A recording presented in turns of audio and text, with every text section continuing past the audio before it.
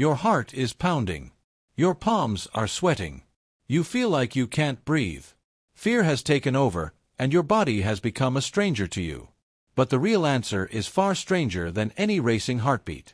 When you sense danger, your brain doesn't slowly deliberate. It hijacks your body. And it happens so fast that your conscious mind doesn't even know what's going on.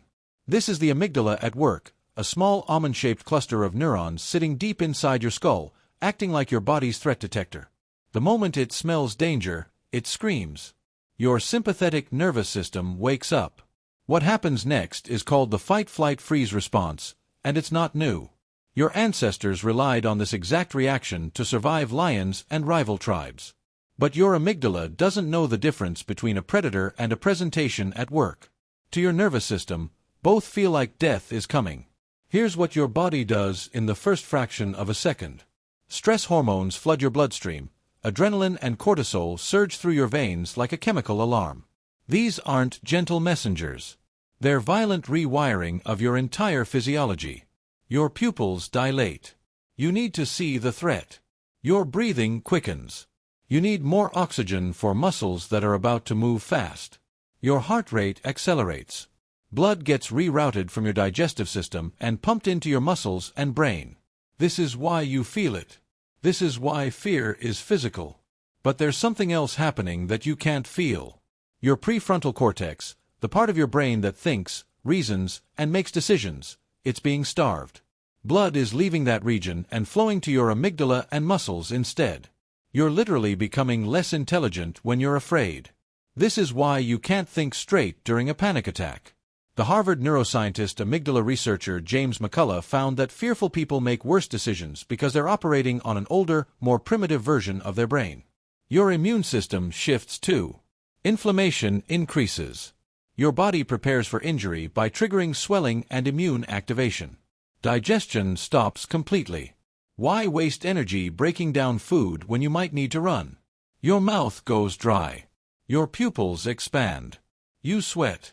All of this happens in milliseconds, before you've even consciously recognized what you're afraid of. But here's the twist. This same response that kept your ancestors alive is now your worst enemy. That presentation isn't going to eat you. That social interaction won't kill you. But your body doesn't know that. And it keeps screaming.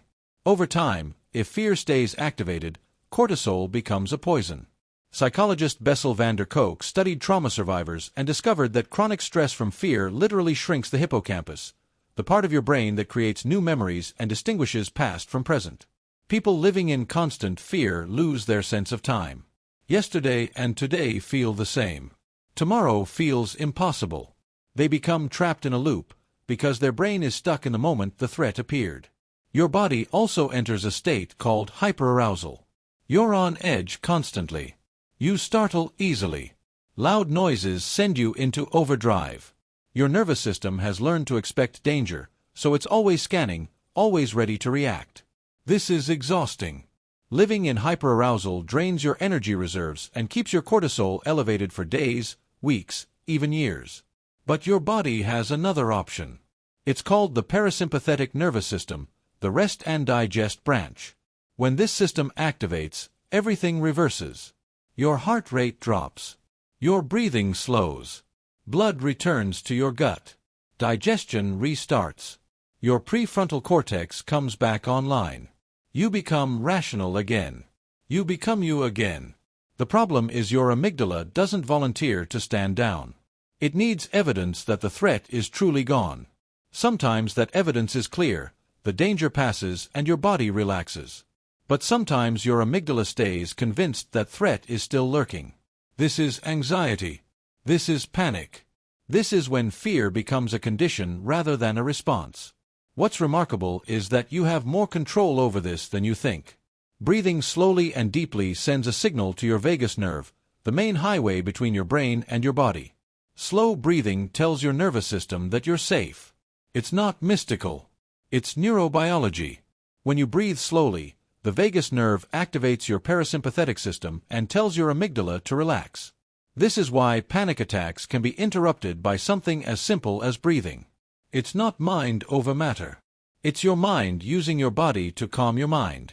Your nervous system has a reset button, but you have to know where to find it. Throughout your entire life, your amygdala has been collecting evidence about what's dangerous. Every scary moment becomes a file. Every time you felt threatened and survived, your amygdala filed that away as a warning. But here's what neuroscientist Joseph Ledoux discovered. Fear is learned, and learned fear can be unlearned. Your amygdala can be retrained. You can teach your brain that something isn't dangerous by repeatedly exposing yourself to it in safe doses. This is why exposure therapy works. You're literally rewriting your threat detector. The fear response is brilliant.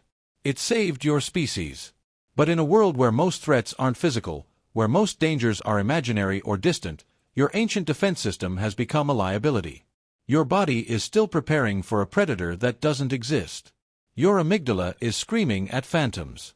The next time you feel that panic rising, remember this: your body isn't broken. It's working exactly as designed. It's just designed for a world that no longer exists. Your heart is pounding because your ancestors needed to run. Your palms are sweating because they needed grip. Your mind is racing because it needed to escape. You're not afraid because something is wrong with you. You're afraid because evolution designed you to survive threats that could kill you instantly. And that same system that hijacks your body when you're afraid, it's also what makes you brave. Because courage isn't the absence of fear. It's your prefrontal cortex overriding your amygdala. It's your rational mind telling your primitive brain that the threat isn't real. It's you, consciously choosing to breathe, to think, to move forward despite the chemical storm inside your skull. Your body is afraid because it loves you. It just doesn't always know what's worth being afraid of. That's it for this video. Thanks for watching until the end. Don't forget to subscribe, leave a like, and drop a comment below. We'll see you soon for the next deep dive, so stay tuned.